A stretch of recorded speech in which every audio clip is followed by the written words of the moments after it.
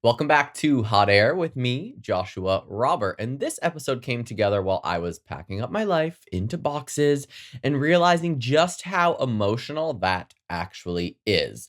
In the middle of moving and somewhere between purging, reorganizing, and holding on to things that I have not touched in literal years. When I say maybe a decade, I'm not lying. I realized that I could have used some tools about moving and purging and packing a lot sooner.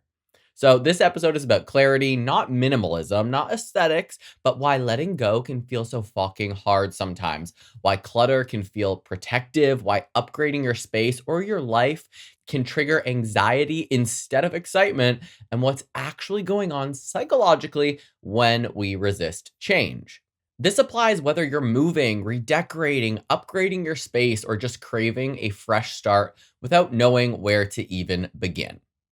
But quick housekeeping before we get into it. Make sure you're following me on Instagram and TikTok at _hotairpod and visit hotairwithjoshuarobert.com to shop all of my fun merch, like my cute little mug that I'm always drinking out of. I don't even need to say it anymore, but it's in my hand and there's coffee in it today.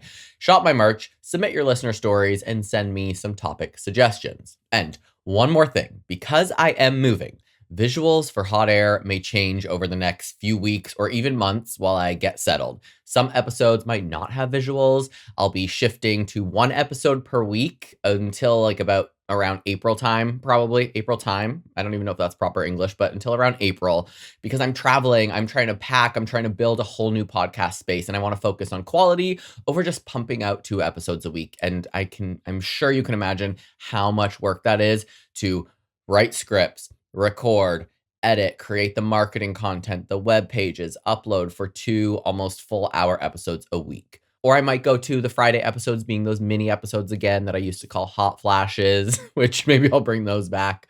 News updates may happen only once a month and just kind of round up what happened the whole month. So, as I always say, the podcast is going to evolve and change over time, but just start expecting one episode per week, and I'll drop some surprise episodes here and there. So that's my housekeeping. Let's get into some of the chaos that I've been experiencing while trying to pack and purge over the last few weeks, and some of the lessons I have learned and some of the tools that will hopefully help you purge, find clarity, fresh start, all of that wonderful stuff in 2026. So let's hit it.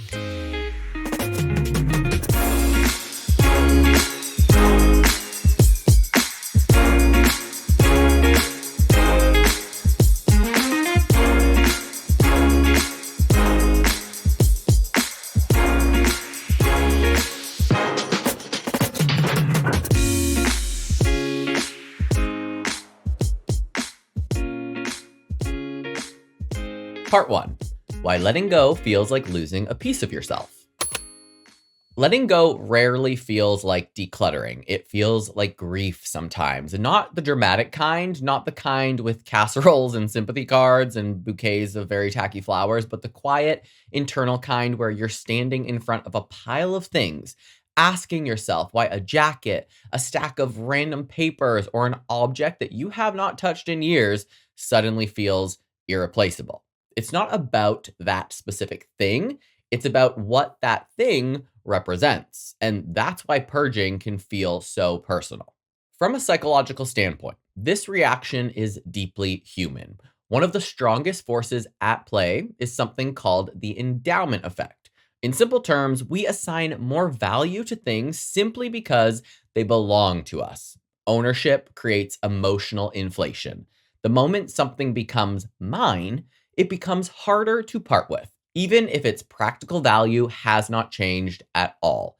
This is why someone else's clutter looks like junk, while our clutter looks like memories, potential, and meaning. But the endowment effect alone does not fully explain the resistance. Objects don't just belong to us, they often stand in for us. They become extensions of identity.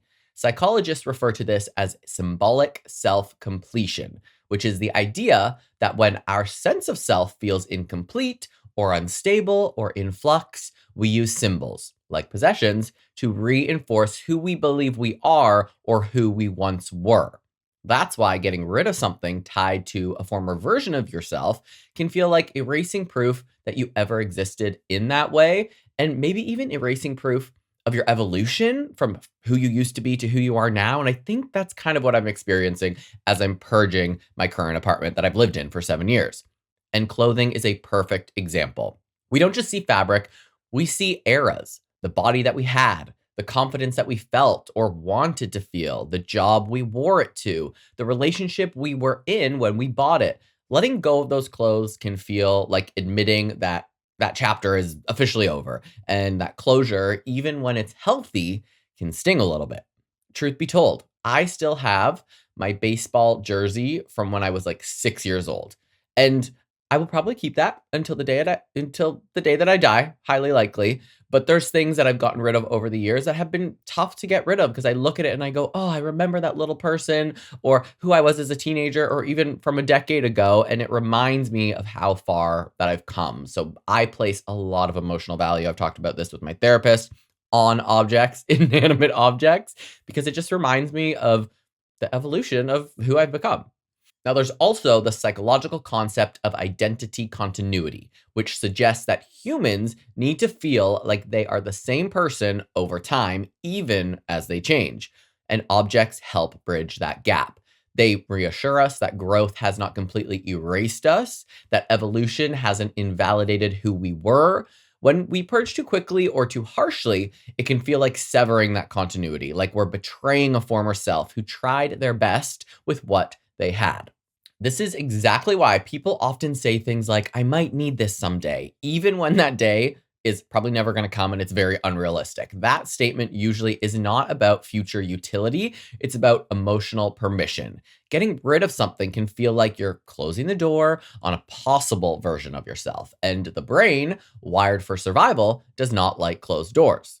I've done this a lot. I had dreams of buying a cabin in Big Bear here in Southern California and redecorating it and creating a beautiful Airbnb that I could rent out to people. The snow seasons have become basically non-existent here, so I'm glad I didn't do that because I've been told by my real estate agent that I was talking to that people are selling their cabins because there's no snow up there. So dodged a bullet there. But this is really random. But I buy this coffee that's local, and it's in these cans that I think are really cute, and they're like a brown and a beige. They kind of look like a vintage Italian like coffee style. I don't know. So I started keeping them, and when I tell you that I just threw out about 40 of them, that's not an exaggeration.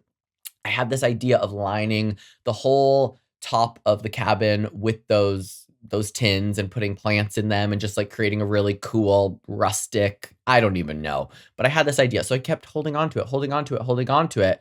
And really that was me holding on to that dream of having that cabin. And now that I've just thrown them out because I was like, what the fucking hell am I doing with all of these cans? I'm not bringing these to my new apartment.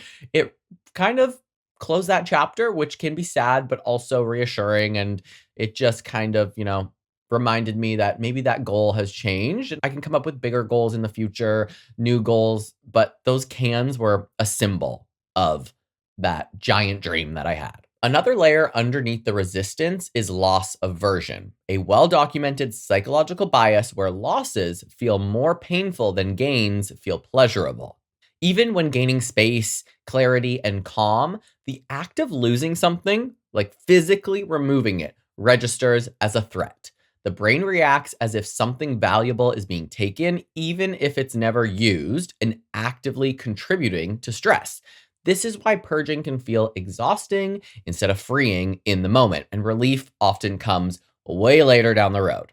Objects also act as memory containers. We tell ourselves that if we get rid of that item, we lose the memory. But memory doesn't actually live in objects. We know that it lives in the brain. The object is just a trigger. Still, the fear feels very real, especially for people who are sentimental or creative or deeply reflective. Objects can feel like anchors to moments that mattered. Letting go can feel like forgetting, even though forgetting is not actually happening. And so someone like me who I really like to look back and learn from lessons and learn from points in my life and make changes and adjustments. And I'm also very creative, as I've talked about many a time. I'll hold on to random things like truly, again, I'm going to sound like such a hoarder this episode, but a mirror that I found in the alleyway probably 2 years ago. Really cool, almost like what is that? Kind of like an acid wash kind of situation on the mirror. And I'm like, oh, I could make a really cool art piece out of this. Have I? No, but I see things and I see the potential. So I kind of hold on to them. But I am not a hoarder. Okay. I just threw out 40 cans of coffee. Let me live. There's also a quieter, more vulnerable reason that letting go is so hard: self forgiveness. Many items we struggle to part with are tied to unmet expectations: books we didn't read, hobbies we didn't pursue, projects we abandoned, clothes we bought for a version of ourselves that never fully arrived, mirrors we found in the alleyway we never made art out of, coffee tins that we're never going to put in a cabinet in Big Bear that we're probably never going to buy. But holding on to those items can feel like holding on to hope or avoiding the guilt of acknowledging that some paths simply did not and will not unfold. In that sense, purging isn't just about sorting your belongings, it's about reckoning with reality, about saying, this mattered once, but it no longer reflects who I am. And why am I getting emotional right now? Hello. We got to keep this going here. I'm purging right now. So maybe it's probably going to hit me soon that, like, I'll get into the story of this apartment later. We'll get into that. So, as I said, this mattered once, but it no longer reflects who I am. And that statement requires a level of emotional maturity, maybe that I don't have because I almost just cried, and self-compassion that many people have not practiced intentionally. And some of these tools are probably going to come in handy for myself. This is also why big life changes like moving, breakups, career shifts, just aging or loss make purging particularly intense. During transitions, identity feels less stable. When the internal world feels uncertain, the external world becomes something we try to control. And clutter, oddly enough, can provide comfort during these times. It's familiar, it's known. Even chaos can feel safer than emptiness when you don't yet know what's coming next. Psychologists sometimes describe clutter as emotional armor, and not in a dramatic way, but as a buffer. A room full of stuff can feel grounding when everything else feels up in the air. Clearing space creates openness, and openness requires a little bit of trust, and trust that you'll fill that space with something better. Trust that you don't need the backup versions of yourself anymore or the backup versions of those coffee tins. Trust that you are allowed to evolve. That trust is often what's missing. There's also a cultural narrative that complicates things further, at least over here in the West. We're taught to preserve, to save, to hold on to proof of success and struggle alike. Getting rid of things can feel wasteful or ungrateful, especially for people who grew up with scarcity, instability, or emotional inconsistency. Objects can represent security. So letting go can feel extremely reckless, even when it's rational. So, how do you purge without feeling like you are erasing yourself? The first step is reframing what letting go actually means. It is not rejection. It is not failure. It is not forgetting. Letting go is actually recognition. Recognition that something served a purpose once and that its purpose has been fulfilled. That's not loss. That is completion. It did its job. We've all come to a point where we've done our job and we move on. Something has run its course, and that's that. One helpful exercise is separating memory from material. When you encounter an item that feels emotionally loaded, just pause for a second and ask yourself, what am I actually afraid of losing here? And write it down if you need to. Often the answer has nothing to do with the object itself. It might be a feeling, a moment, a version of confidence, or a relationship dynamic. Once you name it, the object loses some of its power. Another technique is what psychologists call transitional acknowledgement. Before letting go of something, intentionally thank it. Not in a performative, like weird way, but in a grounding way. Acknowledge what it represented to you, what it helped you through, or what it symbolized at the time. This helps the brain process the release as intentional rather than forced, which is going to reduce the emotional resistance. There's also value in graduated purging. You don't have to go from cluttered to minimalist overnight. In fact, drastic purges can trigger a lot of regret and reinforce avoidance. It's like jumping into a crazy workout at the gym when you've never been before. You're probably not going to want to go again. So start with items that carry the least emotional charge. Build evidence that letting go does not result in catastrophe. The brain learns through experience, not logic. For items that are tied to identity shifts, try this exercise. Create a past selves box. Instead of keeping everything scattered throughout your space, choose a limited container and allow yourself to keep only what truly represents meaningful chapters. The boundary matters. It turns hoarding into curation. And it says, I honor where I've been, but it doesn't get unlimited real estate in my present life. Another powerful reframe is asking alignment based questions instead of joy based ones. Instead of, does this spark joy? Which I think that's what is it Mary or Marie Kondo said? I'm not trying to shit on her, but instead of asking, does this spark joy? Ask, does this reflect who I am now? Does this support the life I'm actively building? Am I keeping this out of fear or intention? And then ask yourself, does this spark joy? Fear based keeping usually sounds like a just in case or a what if or a someday. Intention based keeping feels grounded and very specific. For people who struggle with guilt, like me, my conscience is always guilty, even if I've done nothing absolutely wrong, especially around expensive or gifted items. It helps to remember that the value was in the use, not the actual possession. Keeping something that you resent or don't use doesn't honor the money that was spent or the person who gave it to you. It just prolongs discomfort. For example, today while I was purging, I have a little bin that has throw blankets in it. And I have this one blue blanket. It's like a fleece blanket that one of my best friends, Erica, shout out Erica, all the way up in Canada. Her nickname is Moish. We don't know why. It's actually our nickname for each other. Don't ask. I was like looking at this blue blanket she gave me. It was when I went on my first cruise ship contract when I was 18 years old. I'm 37 now. So I have had this blanket for 20 years and it is still in great shape. It still keeps me warm on the couch sometimes, but I'm like, do I need this? So I text her and I said, do I need to keep this blue blanket? Should I throw it out? She said, I need to keep it. And instead of throwing it out and keeping all the other blankets, I kept that one and I got rid of the rest. So it did make me feel like a little bit guilty. It is a blanket that I use, but there is some value in it. Like I think it'd be really cute to just like when she comes to visit me, to still have that. Some things have sentimental value and I can't get rid of them. And sometimes you have to text your friend that gave it to you. And if they don't care, if she would have been like, oh, it's fine, whatever, throw it out. But she told me to keep it. So I'm going to keep the blue fleece 20-year-old blanket.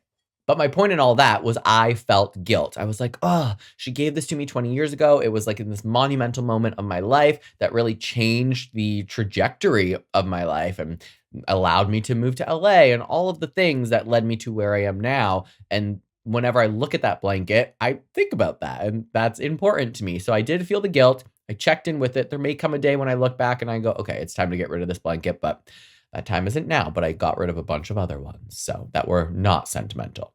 And well, on that note, it's also worth acknowledging that purging can bring up unexpected emotions like sadness, anxiety, even anger sometimes. That doesn't mean that you're doing it wrong. It means you're touching something real. And growth often feels a little bit heavier before it feels lighter. And ultimately, letting go feels like losing a piece of yourself because, in a way, it is. It kind of is. But it's not the essential part. It's the part that no longer needs to be carried forward. Identity isn't diminished by release, it's clarified by it. And clarity doesn't come from erasing who you were, it comes from choosing consciously and compassionately who you're ready to be now. And one other tool that I've been using for a few years now when I am trying to purge things, quite frankly, this has been a very long process of purging over maybe the last 2, 3-ish years where I've really started going through stuff, old photos and things that I've took with me from Canada, again, 20 years ago almost, that I'm finally like, it's okay to let these things go. Like your mom is not going to be mad at you because you got rid of the ice cream scoop that she sent you here with. She'll be like, why the hell do you have that, Josh? But I sit there with these things. I look at them, not for a very long time, but I'm like, am I going to feel bad about this? And if I put it in the trash box or the donate box, I donate most of this stuff, and I feel a little bit guilty, but I know I don't need it, I take a photo of it. and I leave that photo in my iPhone. And then I will put that photo in my hard drive. And if there ever comes a day when I'm like, oh, I want to revisit some of that stuff and feel the sentimental value of it all, I'll go revisit the photos instead of having this clutter laying around my apartment. So it could be your old baseball jersey. It could be a gift that somebody gave you. It could be that blue fleece blanket. Take a photo of it, save it on your phone for later, get rid of the actual object, and just remember that if you miss it, if you feel something about it later, you can come back to that photo and feel good about it because you'll at least have a little piece of it. If you're like me, it's kind of hard to let go. And that brings us to something I touched on a little bit earlier, part two, clutter as emotional armor. Now, clutter doesn't usually show up as a problem. It shows up as protection. That's what makes it so difficult to confront. If clutter were just about mess, people would get rid of it very easily. But clutter often serves a purpose that has nothing to do with organization and everything to do with safety. It creates a buffer between us and the world, between us and uncertainty, between us and silence.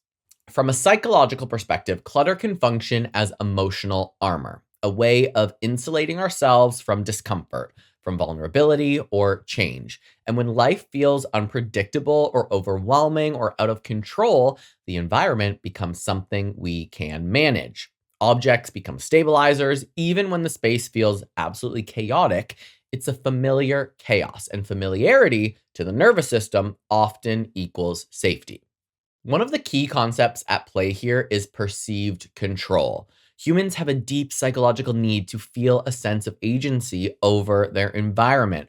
When emotional or relational control feels compromised during transitions like moving, breakups, identity shifts, or career uncertainty, people often unconsciously tighten control in areas that feel more manageable.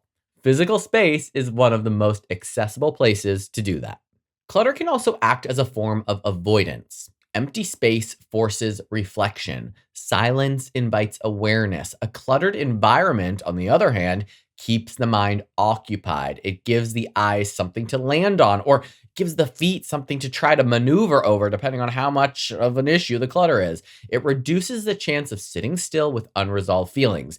In this way, clutter isn't laziness or lack of discipline, it's a coping mechanism. And I had a friend that had a very cluttered schedule, always had social activities every single solitary day because they were avoiding their life. And I suppose physical clutter acts in the exact same way. When you're surrounded by, like, we've all seen hoarders, right? If you haven't, like, you need to, but don't watch too many because it's very traumatic to watch. But we've all seen hoarders where there's either boxes piled up or newspapers from decades ago piled up. And you're just like, these people are maneuvering around them. Like, that is a distraction from the deeper issue within themselves. There's also the concept of environmental mirroring. Our outer spaces often reflect our inner states. So when emotions feel layered, unresolved, or contradictory, the physical environment may mirror that complexity. Trying to force order onto a space before addressing the emotional landscape can feel invasive and even threatening. The clutter is not the problem, it's the symptom. So take, for example, when you feel like shit and you're like, ugh, I don't feel like doing the dishes today. I just want to go lay down. But imagine that on such a larger scale. This becomes especially apparent during periods of transition. Moving is one of the most destabilizing experiences, psychologically speaking. It disrupts your routine, sensory familiarity, and spatial memory. When you're between places, your sense of grounding is temporarily suspended. Holding on to objects during that time can feel like holding on to certainty. They become anchors while everything else is in flux. Another layer of emotional armor comes from temporal buffering. Clutter can make time feel less linear. Surrounded by items from different eras of your life, you're never fully in the present. Past, present, and future coexist in physical form. For some people, that can be very comforting. It softens the finality of change. It makes transitions feel less abrupt. But armor, by definition, is meant to protect against threat. The question then becomes, what threat is clutter protecting you from? And often, it's vulnerability. Empty space exposes you. It reveals what's missing, it invites comparison, it removes distraction. A cleared space can feel like standing under a spotlight with nothing to hide behind. That's not inherently bad. For some, it can feel very uncomfortable and it can feel intense if you're already emotionally raw. Clutter can also protect against identity destabilization. When you are not fully sure who you're becoming, holding on to the tangible markers of who you've been can feel pretty grounding. Objects can say, at least this part of me is still here. And letting go can feel like stepping into an undefined version of yourself without a safety net. And this is where the queer perspective comes in, because for queer people, this dynamic can be amplified. Queer identity is often formed in environments where emotional safety was not guaranteed. Many queer people grow up feeling unseen and misunderstood or conditionalized, loved only when certain parts of themselves are hidden or minimized. And in those contexts, physical objects can become a source of unconditional presence. They don't judge, they don't reject, they just stay. Psychologically, this can lead to a stronger emotional bond with physical possessions. Objects become reliable witnesses to identity development. They hold stories that weren't always reflected or validated externally. A piece of clothing, a book, a poster, a memento from a trip or relationship might represent a moment of authenticity in a world that did not always allow it. There's also the reality of delayed self expression, which many queer people spend years suppressing or postponing aspects of themselves. When they finally gain access to freedom, whether it's financial, geographic, or just emotional, objects can become symbols of that liberation. And letting go of them later can feel like you're giving up proof of survival or resilience. Additionally, queer people often experience chosen family rather than consistent biological support. In the absence of stable interpersonal anchors, material anchors can take on more weight. They become reminders of connection and belonging or self creation. The object isn't just an object, it's evidence that you built something for yourself. Now, this doesn't mean that queer people are more materialistic. I mean, we can be sometimes. We like nice things, okay? But it could mean that objects carry emotional functions that were not met elsewhere.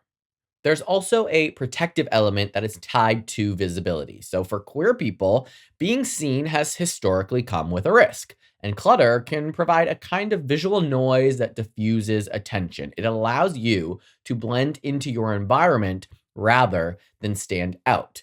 A curated, open, intentional space can feel like a giant declaration, and declarations can feel dangerous even when they are safe, well, sort of safe now.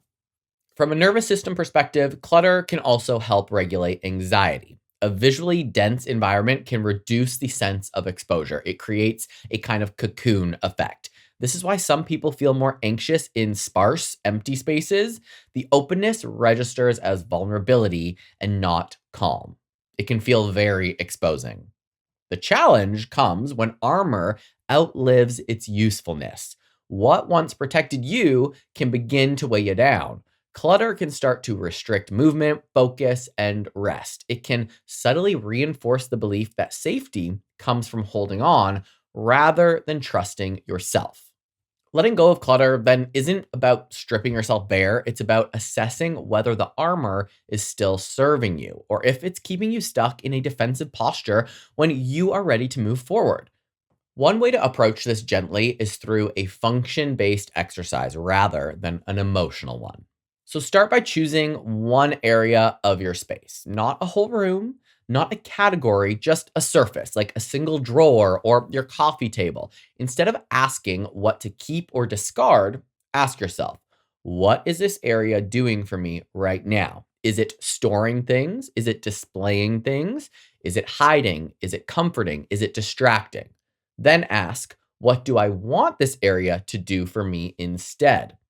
This shifts the focus from objects to intention.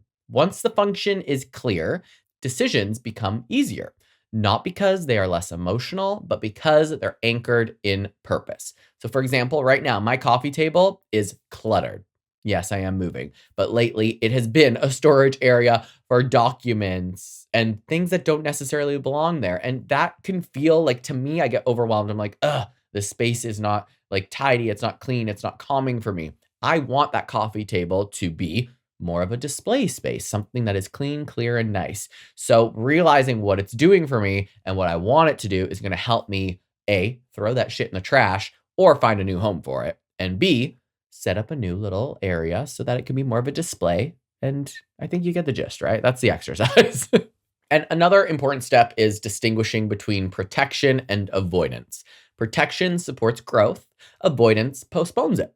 Pretty straightforward. If clutter is helping you rest, feel held, or transition slowly, that may be appropriate.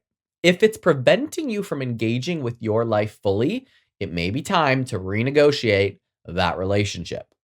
For queer people especially, it's important to approach this without shame. Clutter did not appear out of nowhere. It formed in response to real experiences, real needs, real gaps in safety or affirmation. The goal isn't to rip it away, but to simply understand it.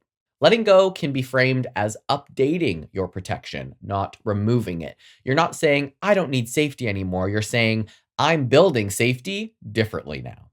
That might mean keeping fewer objects, but choosing them more intentionally. It might mean creating space that reflects who you are now, not who you had to be in order to survive. It might mean allowing your environment to be supportive rather than defensive.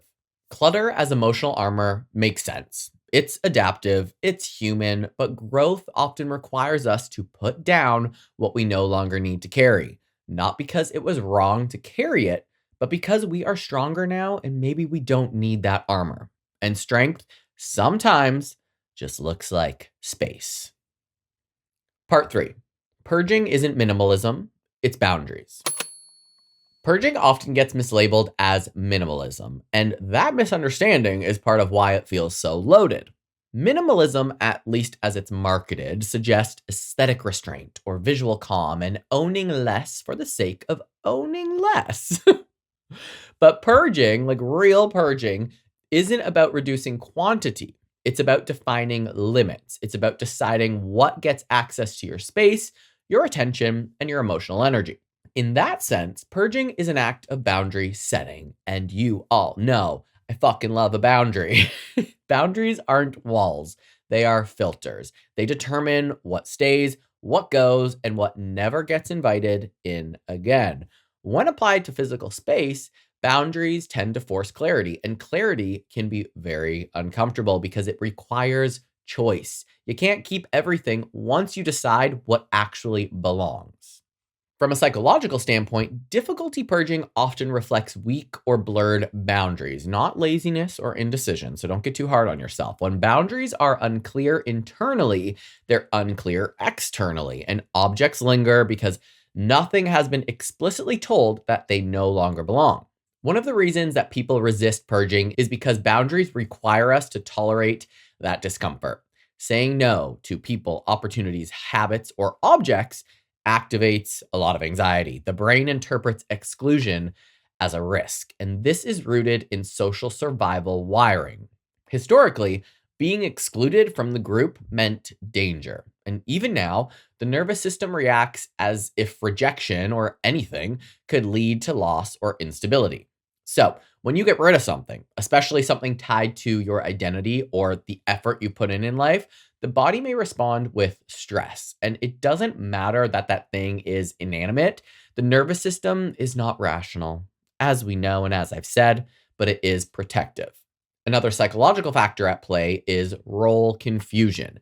Many people keep objects that belong to roles that they no longer occupy because they haven't consciously released that role. So, whether they were the student, the partner, the struggling version of themselves, the aspirational version, purging forces a kind of reckoning. Is this still mine to carry? So, minimalism asks, how little can I live with? But boundaries ask, what am I responsible for and what am I not? This distinction matters. And if you want to be a minimalist, go for it. Be a minimalist. But, it still matters to define the difference between a boundary and being a minimalist. Let's be real. Boundaries also require self-trust. You have to trust that if you need something again, you'll be able to handle it. That you won't collapse without the backup versions of yourself stored in closets and drawers. When self-trust is very low, people over-prepare materially. Objects become insurance policies against self-doubt. And maybe That's why I'm able to purge so much right now because I have far less self-doubt than I think I've ever had in my life. This is why purging often feels easier for people who feel stable and supported, and nearly impossible for people in transition. Boundaries feel safer when you believe that you can enforce them. Again, there's also that cultural narrative that conflates boundaries with coldness. Like letting go can feel kind of cruel or wasteful or ungrateful, especially for those people who were taught to over accommodate or to equate worth with usefulness. Keeping things becomes a way to avoid guilt altogether. But boundaries are not about punishment, they are about sustainability. A space without boundaries becomes overwhelmed. A life without boundaries becomes overextended. Purging is the physical manifestation of deciding that your environment doesn't need to absorb everything that crosses your path.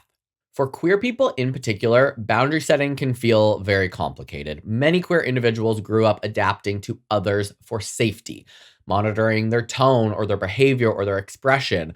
When you've learned to prioritize external comfort over internal alignment, boundaries can feel pretty selfish and even dangerous. Physical boundaries, like saying no to objects that no longer serve you, can trigger that same conditioning. But a boundary isn't a rejection of the past, it's an agreement with the present and looking forward to the future. Purging, then, is not about emptiness, it's about intentional containment. It's saying that this space has a purpose and not everything gets to live here. So here's a little tool to help with that. It is called the permission slip exercise. And this one can feel a little funny, okay? But I kind of dig it. So choose one category of items that feels emotionally neutral, but plentiful. That could be paperwork, that could be decor, or kitchen items, or toiletries. Before touching anything, write a short permission slip to yourself. I give myself permission to release what no longer supports who I am now. I am not obligated to keep things out of guilt, fear, or habit. Then, for each item, ask one question only. Does this earn its place in my space today? Not, did this matter once? Not, will I need this someday? But does it earn its place now? This whole exercise reframes purging as a boundary decision, not a value judgment. And when I tell you, I could probably do this with my toiletries today, and maybe should. The amount of stuff I need to get rid of. I do love me some skincare, but Lord, I'm going to need to take my own advice from this episode. Part 4, why we sabotage our own upgrades. Upgrading your life sounds exciting in theory. A better apartment, a healthier routine, more aligned relationships, more space, more ease. But when it actually becomes possible, many people hesitate or actively sabotage it. Not because they don't want better, but because better comes with consequences. Psychologically, this is often driven by status quo bias, the brain's tendency to prefer what's familiar, even if it's uncomfortable, over what's unknown. Familiar discomfort feels safer than unfamiliar improvement. At least you know how to survive where you are. Upgrades destabilize identity. They change your expectations. They raise the bar, not just externally, but internally. With improvement comes visibility, and with visibility comes accountability, and with accountability comes fear. There's also fear of success, which is less about achieving goals and more about maintaining them. Success introduces pressure. If you upgrade your space, can you live up to it? If you improve your circumstances, can you sustain them? The mind often decides it's safer not to try at all than to try and fail at a higher level. Another layer is imposter syndrome. When your environment improves faster than your internal self concept, a mismatch occurs.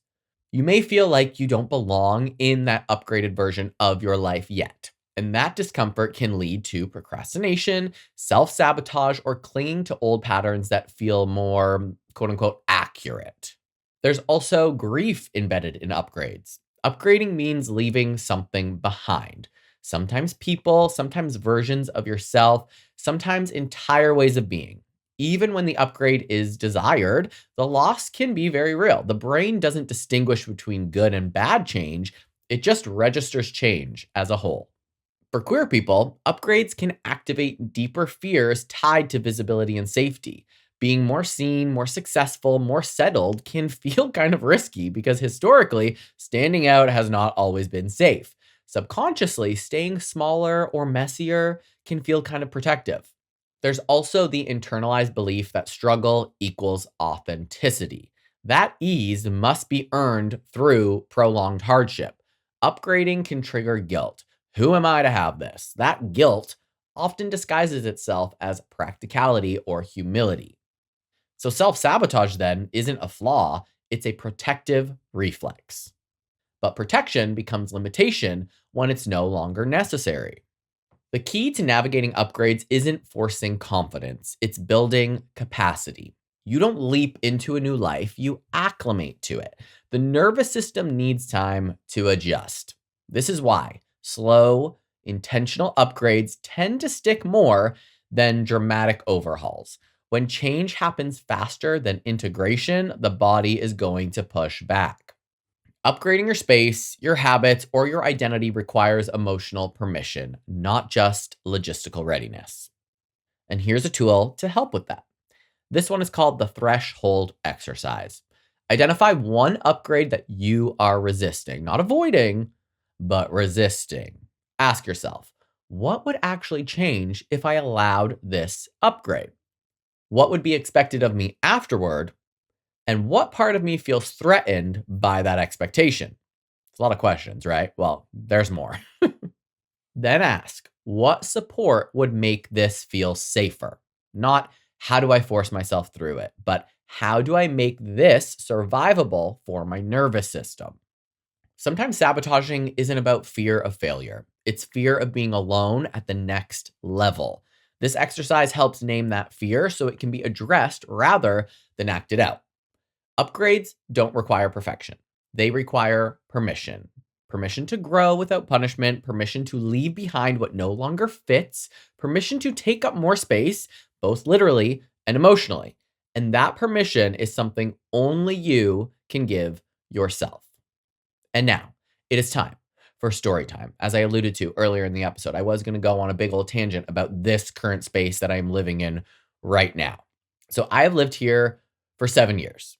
And when I moved into the space, I had very little money. I came to this apartment, I looked at a studio apartment, I looked at a one-bedroom apartment. There was $100 difference, and that $100 difference was stressful for me. That's how little income I had at the time. I didn't have a car. I I don't even think I had credit cards at the time. So truthfully, I'm like, how did I even get this apartment?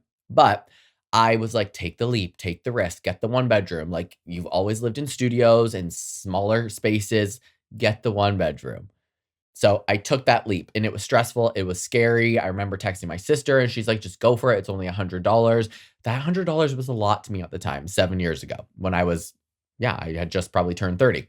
I had also just gone through a very large breakup. And this was my first apartment really by myself after that breakup. And so everything here to me is a symbol of growth and evolution and healing.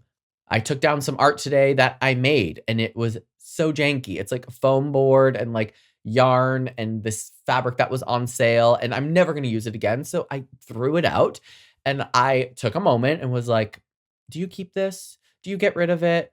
And then I stood there and I just acknowledged like I am a different person now. I can, if I want to make it again, I would definitely make a nicer version, a more expensive version, a higher end version, or I can go buy something. And that is representative of where I am now versus where I was then.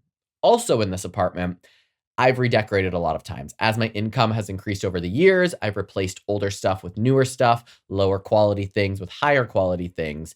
And even getting rid of that cheaper shit was also challenging for me, even if somebody was coming to pick it up because I sold it on Facebook Marketplace because it was a symbol of my growth and my healing and my evolution. I then got back together with the person that I had broken up with. We ended up getting married and we lived here for a bit. That marriage did not work out. We didn't even work out for a whole year. It was like 9 months and he moved back out. And so then I started again. I really started fresh like 2 times in this apartment. Well, maybe 3 times if you think about it. Moved in single, then he moved in, we started again, then he moved out and I started again on my own. And that last time was the biggest evolution of myself when I finally started going after my dreams, my aspirations, this larger version of me. And there finally came a time recently in the last, it was maybe November, it's mid January now, when I was like, it's time to move. And it was the first time I said it in which I felt like internally I aligned with that because I knew I've known for years that I've outgrown this space, literally years, but it was comfortable. It was a little bit cluttered. There's things that I could have gotten rid of a very long time ago, but as I've said through this whole episode, I felt comfortable. I felt safe. I didn't have to think about spending more money on rent or redecorating a new space or finding somewhere that I feel like is going to be home because this has felt like home for the longest time. And there was one day in November, I just looked around and I was like, I've outgrown this spot. And it finally felt like my words aligned with how I was feeling emotionally and aligned with my surroundings. So I took the leap. I went and got a 2-bedroom apartment for myself, 2-bedroom, 2-bath with I can't wait to share all the photos on Instagram because the closet is fucking gigantic and I live for a walk-in closet. And it's an insane upgrade. It's twice the size of where I am now, actually a little bit more than twice the size. Of course, that comes with more money that I need to put towards rent every month, $700 extra a month. And that made me a little bit nervous, that discomfort. But I sat down with myself and I said, that discomfort is going to allow me to grow. It's not a discomfort that I'm going to struggle with so hard that I won't be able to, meet that expectation and pay my rent on time. But my friend Jordan also gave me a really good reframe here because I wasn't ashamed of being nervous and feeling discomfort. I reached out to multiple friends and I was like, should I do this? Is this the right choice? Like this financial, it's an extra, I don't even want to use the word burden, but it's an extra financial responsibility. Let's go with that. And Jordan said to me, when you moved into the apartment you're living in now, you were scared about how much it was going to cost you, but that forced you into a place of discomfort, which forced you into a place of growth, which forced you into a place of where you are now. I have doubled my income in the last 7 years. Well, more than doubled. I've almost tripled it since I've moved in here. And he said, you may go there to your new apartment and feel that same discomfort that you felt 7 years ago, but that is going to force you into another position in which you will upgrade and elevate again. And perhaps I will need to work a little bit more. Perhaps I will need to find more marketing clients. Perhaps I'm going to need to focus in more on the podcast and get some ads going. Like it's going to put me in a position in which I have no option but to evolve yet again, which is what I want to keep doing my whole life. And that really solidified it for me. Another thing that is pretty crazy. I love numbers and also little signs from the universe. At Christmas, I got a bunch of little gift cards, cash, checks, et cetera, from the people that I personal train and that take my classes. And all of the cash and the checks, not the gift cards, because I can't use those for rent, but all of the cash and the checks. And I got one payment from a marketing client that I do every few months was the exact amount for my deposit for this new apartment. Exactly to the dollar, to the cents. And I was like, if this is not a sign from the universe that I just got all this extra cash from people that appreciate my hard work and it's the exact amount, I need to take this apartment. So I did. So all of that to say, I'm purging right now. I'm packing right now. There's been moments where I get really nervous about throwing things out, and I've used the tools I've talked about in this episode. Some I haven't, and some I will moving forward because I'm not completely done moving yet. But this is an era of growth, of evolution, of change, of leveling up. And while I'm nervous, I'm also excited. While I have a bit of anxiety, I'm also feeling inspired. So there's a lot of emotions. It's going to be challenging to leave this space simply because this was really where I became who I am now. And I'm proud of who I am now. And I hope that this next space is going to be an even better space for hot air. To have a whole podcast studio is going to be crazy. Sound quality is going to be better. The visuals are going to be better. And it's just going to give me more space to just like level up again. So I think that's what this whole episode really, for me anyway, is about. And I'm hoping that you stick with me on this journey. And I hope that some of these lessons also helped you. And I hope that story made sense. So if there's one thing that I hope that you take away from this episode, it's that clearing space is not about getting rid of stuff. It's about understanding why you're holding onto it in the first place. We talked about why letting go can feel like losing a piece of yourself, how clutter can act as emotional armor when life feels uncertain, why purging is not minimalism, but it is boundaries, and why so many of us sabotage our own upgrades even when we swear we're ready for change. And all of the queer perspective, too, really solidifies why I hold on to so much stuff and sometimes why I hold myself back. So knowing that now, I'm like, okay, Josh, you're doing the right thing. We're leveling the fuck up this year. Also, none of this is about shame. It's about awareness, about realizing that what you keep, what you release, and what you resist all tell a story about where you've been and where you're trying to go.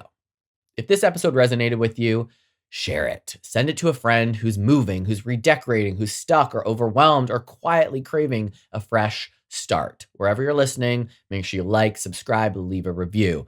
Those things, leaving those reviews, people, genuinely help Hot Air reach more people who might need this exact conversation. And if you want to stay connected, you can follow me on Instagram and TikTok at _hotairpod. And also visit my website, hotairwithjoshuarobert.com, to shop merch, submit your listener stories, and send in some topic ideas for future episodes. So thank you for being here.